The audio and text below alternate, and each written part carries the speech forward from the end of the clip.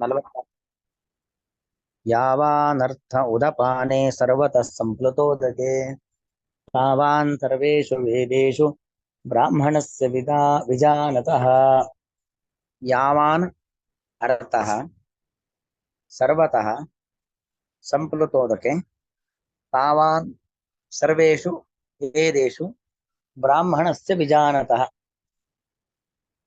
ಅಂದ್ರೆ ಹಿಂದೆ ಕೃಷ್ಣ ಹೇಳಿರತಕ್ಕಂಥದ್ದು ತ್ರೈಗುಣ್ಯ ವಿಷಯ ವೇದಾಹ ನಿಸ್ತ್ರೈಗುಣ್ಯೋ ಭವಾರ್ಜುನ. ಅಂದ್ರೆ ವೇದಗಳಲ್ಲೂ ಕೂಡ ಮೇಲ್ನೋಟಕ್ಕೆ ತ್ರೈಗುಣ್ಯ ವಿಷಯಗಳಾಗಿದ್ದಾವೆ.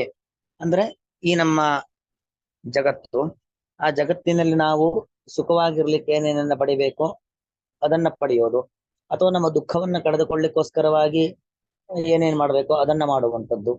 ಈ ನಮ್ಮ ದೇಹವನ್ನ ಬಿಟ್ಟ ನಂತರದಲ್ಲಿ ನಮಗೆ ಸ್ವರ್ಗ ಸಿಗ್ಲಿಕ್ಕೆ ಏನ್ ಬೇಕೋ ಅದು. ಇಷ್ಟನ್ ಮಾತ್ರ ವೇದ ಹೇಳ್ತಾ ಇದೆ ಅನ್ನೋದು ಮೇಲ್ನೋಟದ ಅರ್ಥವನ್ನ ನೋಡಿದಾಗ ನಮ್ಗೆ ಗೊತ್ತಾಗತ್ತೆ. ಆದ್ರೆ ಅದನ್ನ ಮೀರಿ ನಾವು ವ್ಯವಸಾಯಾತ್ಮಕವಾದ ಬುದ್ಧಿಯಿಂದ ವಿಮರ್ಶೆಯನ್ನ ಮಾಡಿದಾಗ ಪ್ರಾಮಾಣಿಕವಾಗಿ ಭಗವತ್ ತತ್ವಜ್ಞಾನವನ್ನ ಪಡೆಯಬೇಕು ಎಂಬ ಪ್ರಯತ್ನವನ್ನ ಇಟ್ಟುಕೊಂಡು ವೇದಾಂತವನ್ನ ಪುರಾಣಗಳನ್ನ ಅಧ್ಯಯನ ಮಾಡಿದಾಗ ನಮಗೆ ಭಗವಂತನ ತತ್ವಜ್ಞಾನ ಬರುತ್ತೆ, ತನ್ಮೂಲಕವಾಗಿ ಮೋಕ್ಷ ಬರುತ್ತೆ ಅನ್ನೋದನ್ನ ಹೇಳ್ದ. ಅಂತೂ ಇಲ್ಲಿ ಒಟ್ಟು ನಮಗೆ ಗೊತ್ತಾಗೋದೇನು ಅಂತ ಹೇಳಿದ್ರೆ ವೇದವನ್ನ ನಾವು ಎರಡು ದೃಷ್ಟಿಯಲ್ಲಿ ನೋಡಬಹುದು. ಒಂದು, ವೇದ ಉಪನಿಷತ್ತು ಪುರಾಣ ಇವೆಲ್ಲವೂ ಕೂಡ ನಮ್ಮ ಲೌಕಿಕ ಜೀವನದ ಉಪಯೋಗಕ್ಕೋಸ್ಕರವಾಗಿ ಇರೋದು, ನಮಗೆ ಬೇಕಾಗಿರುವಂತ ಸಂಪತ್ತನ್ನ ಪಡಲಿಕ್ಕೋಸ್ಕರವಾಗಿ ಇರೋದು. ಇದು ಒಂದು, ಇದು ಕರ್ಮ. ಇದು ಸಕಾಮ, ಅಂದ್ರೆ ಲೌಕಿಕ ಫಲಗಳ ಅಪೇಕ್ಷೆಯನ್ನು ಇಟ್ಟುಕೊಂಡು ವೇದಾಧ್ಯಯನವನ್ನ ಮಾಡುವಂಥದ್ದು, ವೇದೋಕ್ತವಾದ ಕರ್ಮಗಳನ್ನ ಮಾಡುವಂಥದ್ದು ಒಂದು ಮಾರ್ಗ. ಇನ್ನೊಂದು ನಿಷ್ಕಾಮ ಮಾರ್ಗ. ಅಂದ್ರೆ ವೇದಾಂತಗಳೆಲ್ಲವೂ ಕೂಡ ಅದು ಕೇವಲ ಸಾಮಾನ್ಯವಾದ ಏನೋ ಒಂದು ಫಲವನ್ನ ಹೇಳ್ತಾ ಇಲ್ಲ ಅಲ್ವಾ, ಪುಷ್ಪಿತವಾದ ವಾಚ ಅಲ್ಲ. ಮತ್ತೇನು, ಮುಕ್ತಿಯ ಕಡೆ ನಮ್ಮನ್ನ ಕೊಂಡೊಯ್ಯುವತ್ತ ವೇದ ಅನೇಕ ವಿಚಾರಗಳನ್ನ ನಮಗೆ ತಿಳಿಸಿಕೊಡ್ತಾ ಇದೆ. ಆ ಮುಕ್ತಿ ಪಡೆಯಬೇಕು ಅಂತಾದ್ರೆ ಭಗವಂತನ ತತ್ವಜ್ಞಾನವನ್ನ ಪಡೆಯಬೇಕು, ಆ ವಿಚಾರವನ್ನ ನಮಗೆ ತಿಳಿಸಿಕೊಡ್ತಾ ಇದೆ. ಇದು ಇನ್ನೊಂದು ರೀತಿಯಲ್ಲಿ ಇರ್ತಕ್ಕಂಥದ್ದು. ಇಲ್ಲಿ ಬರುವಂತ ಸಂದೇಹ ಏನು ಅಂತ ಹೇಳಿದ್ರೆ, ನಾವು ಪ್ರಾಪಂಚಿಕ ವಿಷಯಗಳ ಕಡೆಗೆ ಗಮನಿಸದೇನೆ, ಅದನ್ನ ಗುರಿಯಾಗಿ ಇಟ್ಟುಕೊಂಡು ವೇದಾಧ್ಯಯನ ಮಾಡದೇನೆ ಕೇವಲ ಭಗವಂತನನ್ನ ಕಾಣೋದು, ಭಗವಂತನ ಜ್ಞಾನವನ್ನ ಪಡೆಯೋದು, ಅದರ ಮೂಲಕವಾಗಿ ಮುಕ್ತಿಗೆ ಹೋಗುವ ಪ್ರಯತ್ನವನ್ನ ಮಾಡೋದು, ಇದೇ ಹಿನ್ನೆಲೆಯಲ್ಲಿ ವೇದವನ್ನ ಪುರಾಣವನ್ನ ಉಪನಿಷತ್ತುಗಳನ್ನೆಲ್ಲ ಅಧ್ಯಯನ ಮಾಡಿದ್ವಿ ಅಂತ ಆದ್ರೆ ನಮಗದು ಸಿಗತ್ತೆ. ದೇವರ ಜ್ಞಾನ ಬರುತ್ತೆ, ದೇವರ ಜ್ಞಾನದಿಂದಾಗಿ ಮುಕ್ತಿ ಸಿಗತ್ತೆ, ಅದೆಲ್ಲ ಸರಿನೇ. ಆದ್ರೆ ಎಷ್ಟು ದಿವಸ ಈ ಭೂಮಿಯ ಮೇಲೆ ಇರ್ತೀವೋ ಅಷ್ಟು ದಿವಸ ಅಂತ ನಮಗೆ ಸುಖ ಸಾಮಗ್ರಿಗಳು ಬೇಕೇ ಬೇಕಲ್ವಾ. ಬದುಕಬೇಕು, ಬದುಕ್ಲಿಕ್ಕೆ ಒಳ್ಳೆ ಆಹಾರ ಬೇಕು, ಆಹಾರವನ್ನ ಸ್ವೀಕಾರ ಮಾಡ್ಲಿಕ್ಕೆ ಆರೋಗ್ಯ ಬೇಕು, ಆರೋಗ್ಯ ಮತ್ತು ಆಹಾರ ಇದ್ರೆ ಸಾಕ, ಇರ್ಲಿಕ್ಕೆ ಒಂದು ಒಳ್ಳೆ ಮನೆ ವ್ಯವಸ್ಥೆ ಬೇಕು, ಆ ಮನೆ ಸಮೃದ್ಧವಾಗಿರ್ಲಿಕ್ಕೆ ಬೇಕಾಗಿರ್ತಕ್ಕಂಥ ಬಂಗಾರ, ಅದನ್ನ ನಿರ್ವಹಣೆ ಮಾಡ್ಲಿಕ್ಕೆ ಬೇಕಾಗಿರ್ತಕ್ಕಂಥ ದುಡ್ಡುಗಳು, ಆಳು ಕಾಳುಗಳು, ಹೆಂಡತಿ ಮಕ್ಕಳುಗಳು, ಅಥವಾ ಹೆಣ್ಣು ಮಕ್ಕಳಿಗೆ ಗಂಡ, ಬಂಧು ಬಾಂಧವರು ಎಲ್ಲವೂ ಕೂಡ ಬೇಕಲ್ವಾ. ನಾವು ಬರೀ ದೇವರ ಜ್ಞಾನವನ್ನ ಪಡಿಬೇಕು, ಮುಕ್ತಿಯನ್ನ ಪಡಿಬೇಕು ಅನ್ನೋ ಹಿನ್ನೆಲೆಯಲ್ಲಿ ಆ ಅಭಿಪ್ರಾಯವನ್ನ ಇಟ್ಟುಕೊಂಡು ವೇದದಲ್ಲಿ ಪ್ರವೃತ್ತಿಯನ್ನ ಮಾಡಿದ್ವಿ ಅಂತಾದ್ರೆ ನಮಗೆ ಭಗವತ್ ಪ್ರಜ್ಞೆಯನ್ನ ಬಂದಿತ್ತು, ಮುಕ್ತಿಯು ಕೂಡ ಸಿಕ್ಕೀತು. ಆದ್ರೆ ಈ ಒಂದು ಐಹಿಕ ಫಲಗಳಿಂದಾಗಿ, ಅಂದ್ರೆ ಲೌಕಿಕ ಫಲಗಳಿಂದಾಗಿ ನಾವು ವಂಚಿತರಾಗ್ತೇವಲ್ವಾ, ಅದಕ್ಕೇನ್ ಮಾಡೋಣ ಅಂತ ಇಲ್ಲಿ ನಮಗೆಲ್ಲ ಬರತಕ್ಕಂಥ ಒಂದು ಸಂದೇಹ. ಅದಕ್ಕೆ ಕೃಷ್ಣ ಇಲ್ಲಿ ಉತ್ತರ ಕೊಡುವಂಥದ್ದು, ಉಪನಿಷತ್ತಿನಲ್ಲಿ ಒಂದು ಮಾತು ಬರುತ್ತೆ, ಏನ ವಿಜ್ಞಾತೇನ ಸರ್ವಂ ವಿಜ್ಞಾತಂ ಭವತಿ. ಅಂದ್ರೆ ಯಾವ ದೇವರ ಅನುಗ್ರಹವನ್ನ ಪಡೆಯುವುದರಿಂದಾಗಿ, ಯಾವ ಭಗವತ್ ತತ್ವಜ್ಞಾನವನ್ನ ಪಡೆಯುವುದರಿಂದಾಗಿ ಮತ್ತೆಲ್ಲವೂ ನಮಗೆ ಸಿಗತ್ತೆ.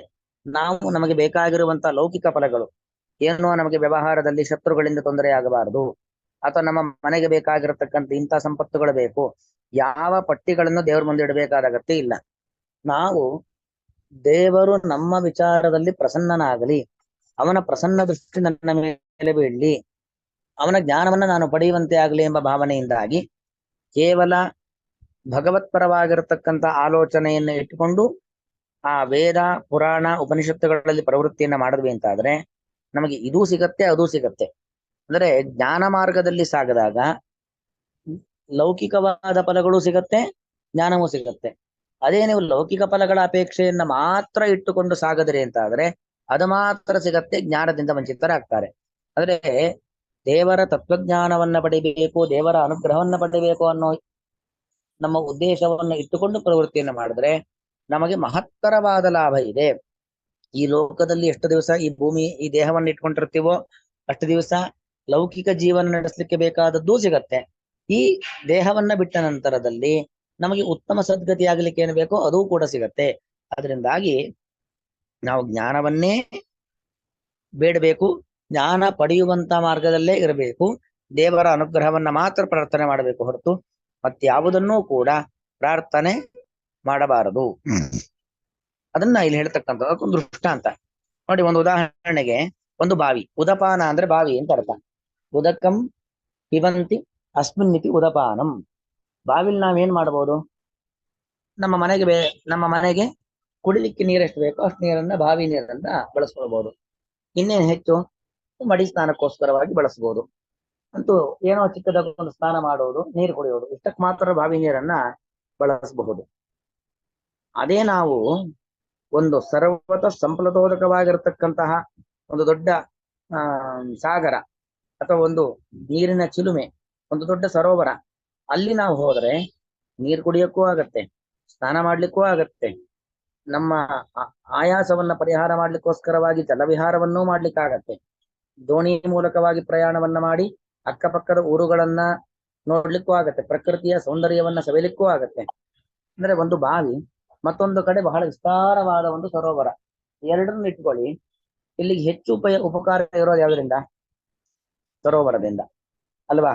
ಬಾವಿಯಿಂದ ಏನೇನು ಉಪಕಾರಗಳು ಸಿಗತ್ತೋ ಆ ಎಲ್ಲಾ ಉಪಕಾರಗಳು, ಅದಕ್ಕಿಂತ ಹೆಚ್ಚಿನ ಉಪಕಾರಗಳು ಆ ಸಿಹಿ ನೀರಿನ ಸರೋವರದಲ್ಲಿ ನಮಗೆ ಸಿಗತ್ತೆ. ಆದ್ರೆ ಬಾವಿಯಲ್ಲಿ ಅದು ಲಿಮಿಟೆಡ್, ಇಷ್ಟು ಮಾತ್ರ ಅಂತ. ಹಾಗೆ ನೀವು ಕೇವಲ ಲೌಕಿಕ ಫಲದ ಅಪೇಕ್ಷೆಗಳನ್ನು ಇಟ್ಟುಕೊಂಡು ಕರ್ಮ ಮಾಡಿದ್ರೆ ಅಂತ ಆದ್ರೆ, ವೇದೋಕ್ತ ಕರ್ಮಗಳನ್ನ ಮಾಡಿದ್ರಿ ಅಂತ ಆದ್ರೆ ಅದು ಮಾತ್ರ ದೇವರು ಕೊಡ್ತಾನೆ. ಅದೇ ನೀವು ಲೌಕಿಕ ಫಲದ ಅಪೇಕ್ಷೆಯನ್ನ ಬಿಟ್ಟು ಭಗವತ್ ತತ್ವಜ್ಞಾನವನ್ನ ಪಡಿಬೇಕು, ದೇವರ ಅನುಗ್ರಹವನ್ನ ಸಂಪಾದನೆ ಮಾಡಬೇಕು ಅನ್ನೋ ಉದ್ದೇಶವನ್ನ ಇಟ್ಟುಕೊಂಡು ವೇದ ಪುರಾಣ ಉಪನಿಷತ್ತುಗಳಲ್ಲಿ ಪ್ರವೃತ್ತಿಯನ್ನ ಮಾಡಿದ್ರೆ ನಮ್ಮ ಲೌಕಿಕ ಜೀವನ ನಡೆಸಲಿಕ್ಕೆ ಏನ್ ಬೇಕೋ ಅದನ್ನೂ ಕೊಡ್ತಾನೆ ಭಗವಂತ. ತದನಂತರದಲ್ಲಿ ಅವ ಭಗವಂತನ ತತ್ವಜ್ಞಾನವನ್ನೂ ಕೊಡ್ತಾನೆ, ಭಗವತ್ ತತ್ವಜ್ಞಾನದಿಂದಾಗಿ ಮುಕ್ತಿಯನ್ನು ಕೊಡ್ತಾನೆ. ಅದನ್ನ ಕೃಷ್ಣ ಇಲ್ಲಿ ಹೇಳುತ್ತಿದ್ದಾನೆ. ಉದಪಾನೆ ಯಾವಾನರ್ಥ. ಉದಪಾನ ಅಂದ್ರೆ ಒಂದು ಪುಟ್ಟ ಬಾವಿ, ಅದರಲ್ಲಿ ಯಾವಾನರ್ಥ. ಯಾವಾನ್ ಅಂದ್ರೆ ಎಷ್ಟು, ಅರ್ಥ ಅಂದ್ರೆ ಒಂದು ಚಿಕ್ಕ ಬಾವಿಯಲ್ಲಿ, ಉದಪಾನ ಅಂದ್ರೆ ಉದಕಂ ಪಿಬಂತಿ ಅಸ್ಮಿನ್ ಮಿತಿ ಉದಪಾನಂ, ನೀರು ಕುಡಿಲಿಕ್ಕೋಸ್ಕರವಾಗಿ ಬಳಸ್ತಕ್ಕಂಥದ್ದು. ಕೇವಲ ಉದಕಂ ಪಿಬಂತಿ, ಕೇವಲ ನೀರು ಕುಡಿಲಿಕ್ಕೆ ಮಾತ್ರ ಬಳಸ್ತಕ್ಕಂಥ ಒಂದು ಬಾವಿ. ಉದಪಾನೆ ಯಾವಾನರ್ಥ, ಏನೆಲ್ಲ ಪ್ರಯೋಜನಗಳು. ಸರ್ವತಃ ಸಂಪ್ಲುತೋದಕ್ಕೆ ಉದಪಾನೆ, ಸರ್ವತಃ ಸಂಪ್ಲುತೋದಕ್ಕೆ, ಎಲ್ಲ ಕಡೆಯಲ್ಲೂ ಕೂಡ ನೀರು ಚಿಮ್ಮಿ ಹರಿಯುತ್ತಿರುವಂತಹ ಸಿಹಿ ನೀರಿನ ಒಂದು ಸರೋವರದಲ್ಲಿ ತಾವಾನ್ ಅರ್ಥ, ಅಷ್ಟೆಲ್ಲ ಪ್ರಯೋಜನಗಳು. ತಾವಾನ್ ಅಂದ್ರೆ ಬಾವಿಯಲ್ಲಿ ಸಿಗುವಂತ ಪ್ರಯೋಜನಗಳು ಕೂಡ ಇದ್ದಾವೆ, ಅದಕ್ಕೂ ಮಿಗಿಲಾದ ಪ್ರಯೋಜನಗಳು ಕೂಡ ಇದ್ದಾವೆ. ನಮ್ಮ ಕೃಷಿಗೂ ಬಳಸ್ಕೊಳ್ಬಹುದು, ನಮ್ಮ ವಿಹಾರಕ್ಕೂ ಬಳಸಿಕೊಳ್ಳಬಹುದು, ನಮ್ಮ ಜೀವನೋಪಾಯಕ್ಕೂ ಬಳಸಿಕೊಳ್ಳಬಹುದು, ಎಲ್ಲದಕ್ಕೂ ಕೂಡ ಬಳಸಿಕೊಳ್ಳಬಹುದು. ಹಾಗೆ ಸರ್ವೇಷು ವೇದೇಶು ಬ್ರಾಹ್ಮಣಸ್ಯ ವಿಜಾನತಃ. ಸರ್ವೇಷು ವೇದೇಶು, ಎಲ್ಲಾ ವೇದಗಳು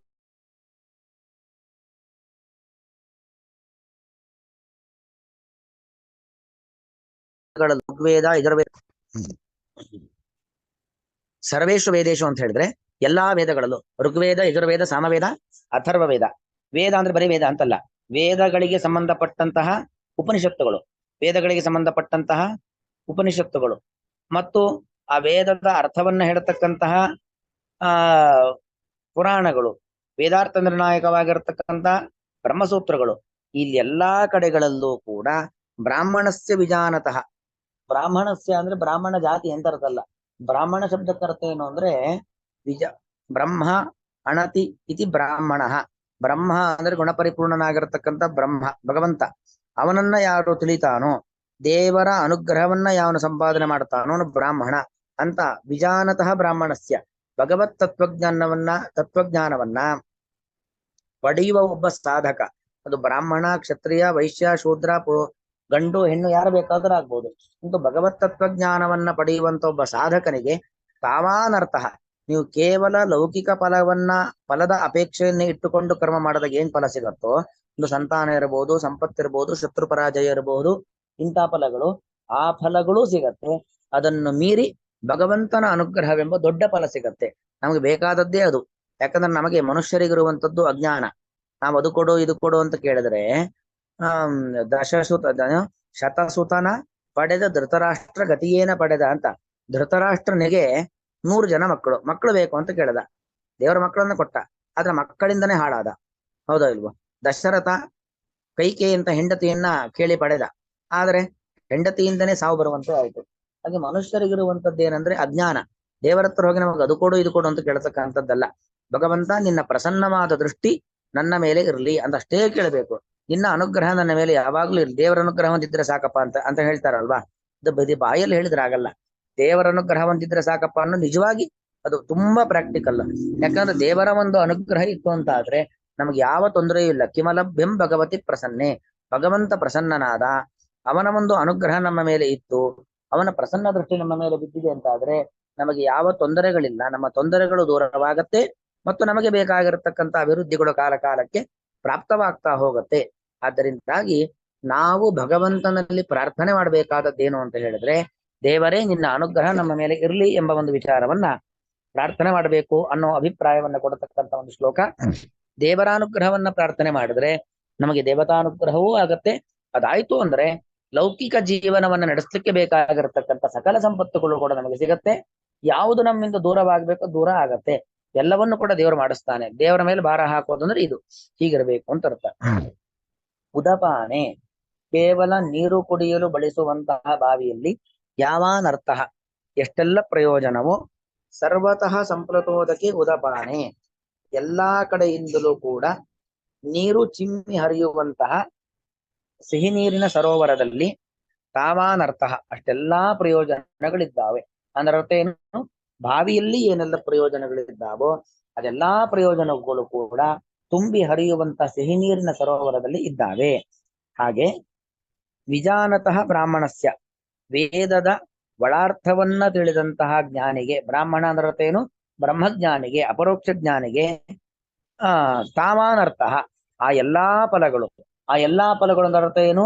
ಲೌಕಿಕ ಜೀವನವನ್ನ ನಡೆಸಲಿಕ್ಕೆ ಬೇಕಾಗಿರತಕ್ಕಂಥ ಫಲಗಳು, ಅದನ್ನ ಮೀರಿ ಅಲೌಕಿಕವಾಗಿರ್ತಕ್ಕಂಥ ಸಂಪತ್ತು, ಇದೆಲ್ಲವನ್ನೂ ಕೂಡ ಭಗವಂತ ಅನುಗ್ರಹವನ್ನ ಮಾಡ್ತಾನೆ ಅನ್ನೋದಿದರ ಅಭಿಪ್ರಾಯ.